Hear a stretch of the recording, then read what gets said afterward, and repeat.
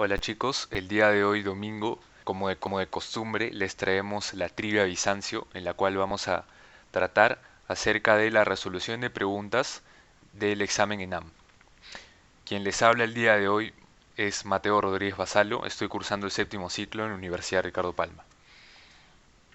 Bueno, el tema a tratar va a consistir del curso de ginecología y nos vamos a situar en una pregunta acerca de amenorrea secundaria. Pero para hablar de esto, previamente vamos a hacer un pequeño y apretado resumen y repaso del ciclo menstrual.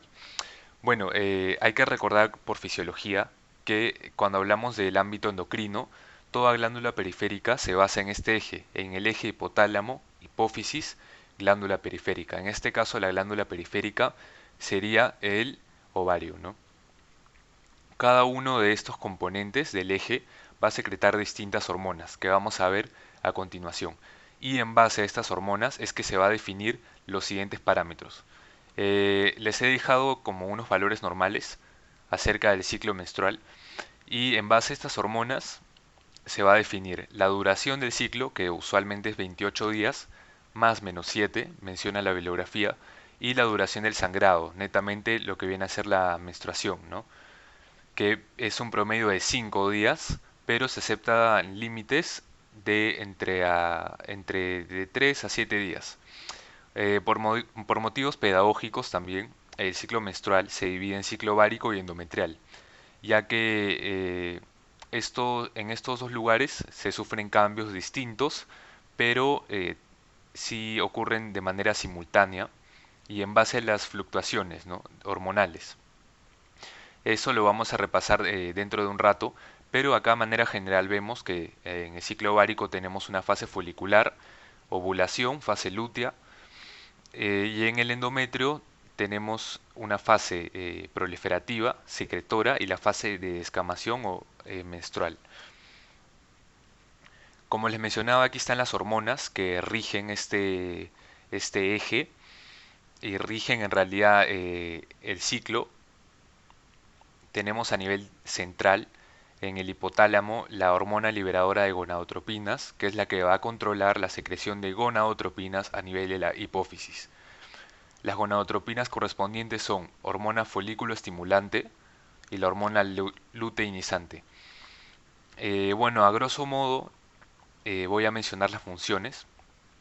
Acá, como dice el nombre, la hormona folículo estimulante se encarga de mediar el crecimiento desde los folículos primordiales hasta el folículo maduro o de Graf. Recordar que en realidad se produce una maduración simultánea de múltiples folículos, pero solo es uno el que finalmente será eh, ovulado, ¿no? Madurará y será ovulado. Asimismo, la FSH se encarga de la secreción de estrógenos al estimular de manera directa las células de la granulosa, las cuales tienen como función convertir los andrógenos a estrógenos. Y en cambio, la hormona luteinizante se encarga del proceso de ovulación eh, y además de estimular las células de la teca, las cuales se encargan de producir los andrógenos. También es importante repasar y recordar que la hormona luteinizante tiene un pico en el cual se dispara la ovulación y este pico es mediante un efecto gatillo producto de los estrógenos. En los estrógenos el principal es el estradiol. Tenemos estos, pero están elevados en otras situaciones, como el embarazo y la menopausia, en la cual vamos a encontrar elevaciones de otros estrógenos y la progesterona. Bueno, aquí está a grosso modo el ciclo ovárico, como les mencionaba. Tenemos el folículo primordial, el cual desarrollará hasta convertirse en un folículo vesicular maduro o folículo de Graf. Acá el propósito de esto es enseñarle las fluctuaciones hormonales. Como vemos inicialmente, la FSH está aumentada para permitir el desarrollo del folículo y posteriormente el FSH va disminuyendo. Pero conforme el FSH disminuye, aumenta el estrógeno. Esto es porque el FSH estimula estas células que les mencionaba, que son las células de la granulosa, que producen estrógeno y realizan una retroalimentación negativa para contrarrestar la FSH y evitar que ésta siga aumentando. Ahora, en simultáneo al aumento de estrógenos, el LH, por el contrario, es el inverso del FSH, ¿no? No comienza tan elevada, pero va aumentando hasta que gracias a un efecto gatillo se le llama, en la cual hay suficiente estrógeno, se dispara la producción de LH para permitir la ovulación, como les mencionaba, ¿no? Y bueno, finalmente, tras la ovulación, queda en el ovario el cuerpo lúteo, el cual ya nos va a mediar la producción de progesterona. En tanto, las hormonas gonadotropinas en la segunda fase del ciclo ya se mantienen eh, más o menos estables, ¿no? Bueno, ahora en cuanto al ciclo endometrial, recordemos las tres fases. La fase descamativa, proliferativa, secretora. En realidad la fase de menstruación es porque decaen las hormonas y en la fase proliferativa es mediada por los estrógenos, que permiten la maduración de este endometrio y permiten su regeneración, ¿no? La maduración de las glándulas y el epitelio. En cambio, la progesterona, en un momento que ya se produjo la ovulación, va a permitir la viabilidad de este endometrio en caso haya un producto de concepción que se implantará en caso corresponda, ¿no? Y se implanta y gracias a la progesterona mediada por el cuerpo lúteo se mantiene la viabilidad de este endometrio, el cual si se hace un estudio más a profundidad se verá que tiene otras funciones también, ¿no? Espesar el moco cervical, también tiene función de, por ejemplo, aumentar la producción de glucógeno para mantener nutrido al cigoto, al blastocisto que se implantará. Bueno, ahora lo principal que quiero rescatar acá es este término, que es metrorragia. Cuando hablamos de una metrorragia nos referimos a una hemorragia que es de origen endometrial, es decir, de la capa epitelial o la primera capa de la pared uterina. Bueno, ahora netamente les procedo a hablar de la clasificación de trastornos menstruales, pero en realidad esto ustedes lo pueden revisar con mayor paciencia porque el tema central de esta presentación breve es la menorrea. Bueno, definimos la menorrea como una ausencia de menstruación por más de 3 meses. Es importante, lo primero que hay que definir cuando estamos frente a una menorrea es evaluar el momento en el cual se presenta. Es decir, digamos, viene una joven de 16 años que nunca antes ha tenido una menarquia, o sea, nunca ha menstruado por primera vez, nos situaríamos dentro del contexto de una amenorrea primaria. Y la menorrea más común, una menorrea secundaria, vendría a ser el contexto en el caso de una mujer que previamente ha estado menstruando, presenta ausencia de la menstruación, ¿no? También les he traído esta clasificación de la Sociedad Española de Fertilidad, eh, en la cual podemos clasificar la menorrea según su etiología, o sea, según la parte o el componente alterado del eje, ¿no? En el caso sea una menorrea central, como vemos, la porción alterada del eje vendría a ser la porción del hipotálamo hipófisis. En el caso de una menorrea gonadal, la porción afectada del eje es el ovario.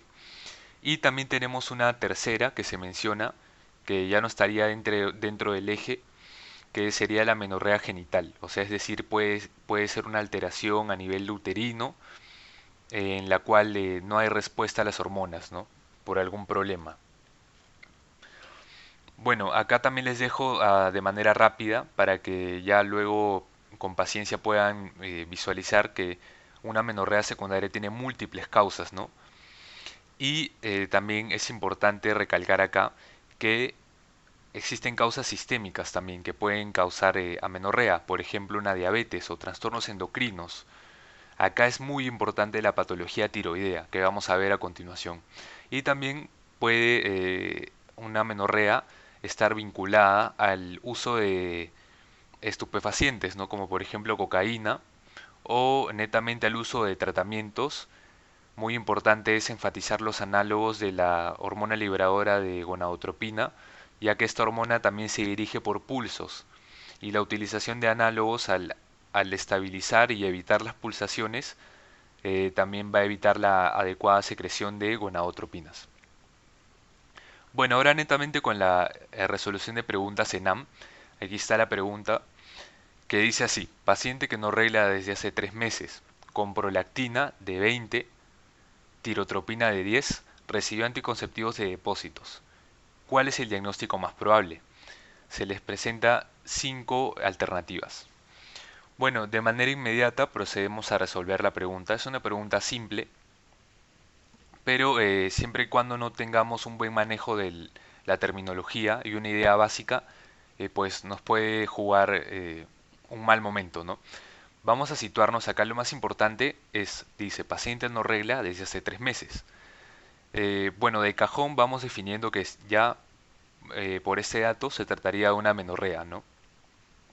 Y también vemos que se hace un estudio de prolactina y TSH.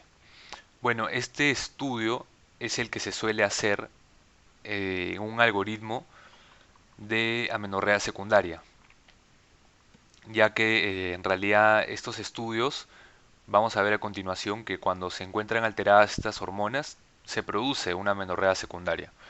Entonces, en base a lo anterior expuesto, se define que se trataría de una amenorrea secundaria.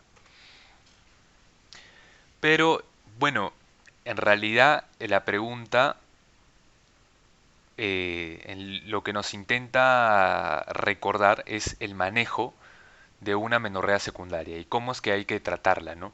Frente a una menorrea secundaria, hay que recordar que la causa más frecuente es el embarazo.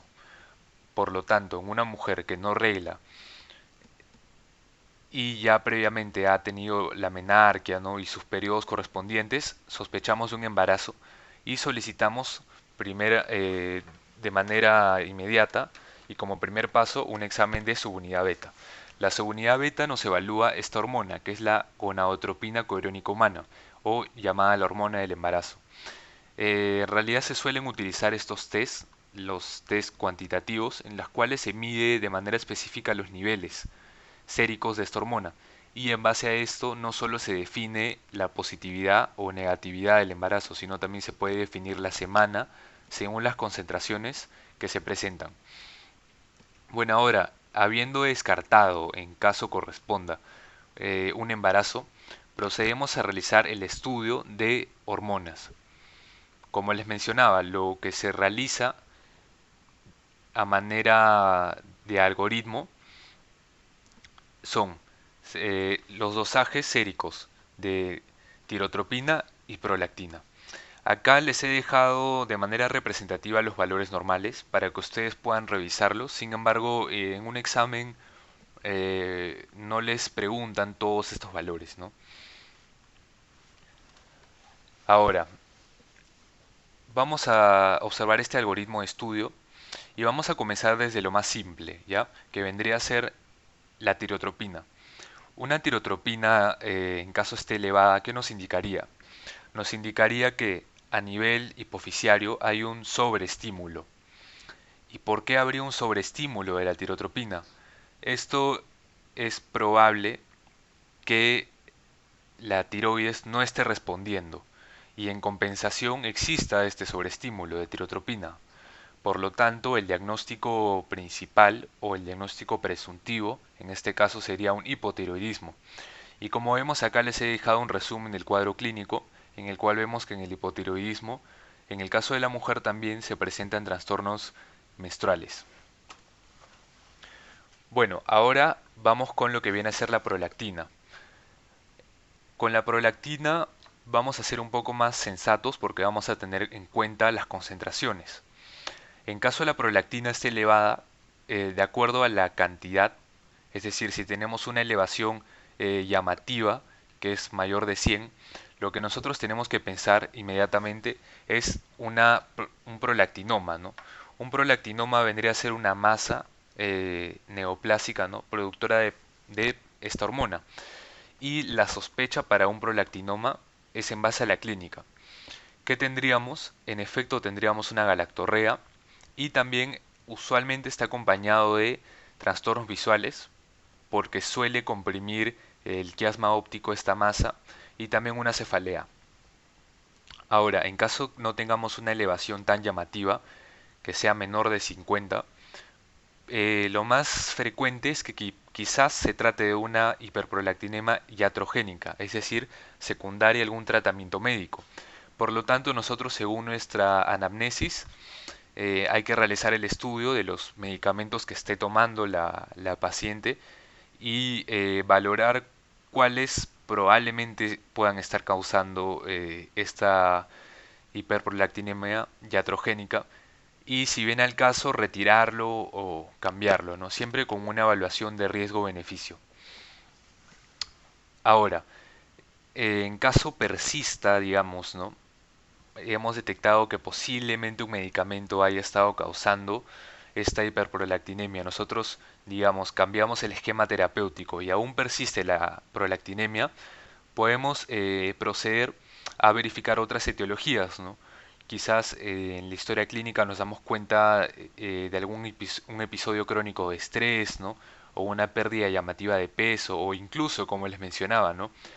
Vimos en el cuadro de amenorrea secundaria que habían patologías concomitantes como la diabetes, el lupus, que también pueden causar amenorrea, ¿no? Ahora, en caso nosotros no encontremos una causa concreta que explique esta hiperprolactinemia, tomaremos partido de los estudios de imágenes, ¿no? Y el estudio indicado de elección es la resonancia magnética, en donde se realiza a nivel de la región celar, ¿no? Bueno, el estudio en esta región nos permite diferenciar si se trataría, ¿no?, de, por ejemplo, una masa tumoral o quizás de una hiperprolactinemia funcional, ¿no? Bueno, por ejemplo, acá en este estudio que se realizó, podemos ver aparentemente un macroadenoma hipofisiario de contornos irregulares en la región paracelar, ¿no? Entonces acá podríamos sospechar de un prolactinoma. Bueno, ahora, en caso nosotros hayamos hecho los estudios correspondientes de TSH y prolactina y no hayamos encontrado ninguna alteración en los niveles, o sea, que no estén elevados o que estén normales, procederemos a solicitar un test de gestágenos. Bueno, en realidad el propósito del test de gestágenos es que se valora de manera indirecta, digamos, los niveles de estradiol endógeno, ya que al administrar gestágenos nosotros podremos ver si los niveles de estradiol endógeno son suficientes como para permitir la proliferación del endometrio. Y en base a esto, posteriormente producir una hemorragia por deprivación, ¿no? Entonces, ya que sabemos el propósito de este test, vamos a evaluar los resultados, ¿no? En caso nosotros tengamos un test positivo, que se define positivo cuando hay presencia del sangrado por deprivación, nosotros podemos descartar una menorrea central y por otro lado orientarnos hacia una menorrea gonadal. Entonces, ¿qué sería lo más frecuente? Sería orientarnos hacia un síndrome anovulatorio. ¿Cuáles son las causas más frecuentes de este síndrome? Son el SOP, o sea, síndrome de ovario poliquístico, que es el que les dejo acá, un síndrome hipotalámico u obesidad. Bueno, obesidad no sería tan complicado el diagnóstico, ¿no? En caso de un test negativo, está indicado solicitar el test de estrógenos, progesterona. Ahora, en cuanto al test de estrógenos, progesterona, lo que corresponde es básicamente el procedimiento es similar, ¿no? Vamos a evaluar, vamos a sospechar en este caso de una menorrea central y por lo tanto, de acuerdo al resultado, es que se va a solicitar el estudio de gonadotropinas. Por ejemplo, el test sale positivo, nuestra sospecha vendría a ser de una menorrea central y por ende solicitamos el FSH-LH, ¿no? En caso tengamos estas gonadotropinas elevadas, definimos esto como hipogonadismo hipergonadotrófico. ¿Esto qué quiere decir? Esto quiere decir que, por ejemplo, probablemente tengamos algún problema en la cual no están respondiendo las gónadas, ¿no?, a este estímulo. Y pues que podemos pensar una menopausia precoz o un procedimiento quirúrgico como es la oforectomía, ¿no? Lo cual ya lo veremos con una adecuada historia clínica y, eh, y de esta manera estos son los principales etiologías que podemos sospechar, ¿no? En caso nosotros tengamos las gonadotropinas bajas, el término se define como hipogonadismo hipogonadotrófico. Probablemente acá en este caso sea un problema a nivel central en donde hay una producción inadecuada, ¿no? Y ya habrá que hacer un estudio exhaustivo a nivel hipotálamo hipoficiario. En caso tengamos el test negativo, la sospecha principal que se tendría es que en realidad no habría una respuesta a estas hormonas, ¿no? Y por lo tanto, al no haber una respuesta endometrial a estas hormonas, estaríamos sospechando de que hay un problema a nivel genital, ¿no? A nivel del útero, de repente hay algún daño o a nivel incluso del canal vaginal. Pero lo más frecuente es la sinequia uterina. Las sinequias son adhesiones patológicas y en el caso de una sinequia uterina se produciría lo que se llama una amenorrea genital. Eh, bueno chicos, ya con esto hemos concluido con la pregunta de amenorrea secundaria. La resolución de pregunta fue en realidad relativamente fácil, pero la presentación se basó en cómo se maneja una amenorrea secundaria. Acá les he dejado este cuadro también. Sería bueno que lo revisen. Y también les he dejado este cuadro en donde se ve que la primera indicación es un test de embarazo, ¿no?, como les había mencionado. Bueno, eso sería todo. No se olviden de seguirnos en nuestras redes. eh, y con ustedes, quien les dio la lección fue Mateo Rodríguez. Un gusto, como siempre, estar hablando con ustedes, chicos. Así que un saludo y nos vemos.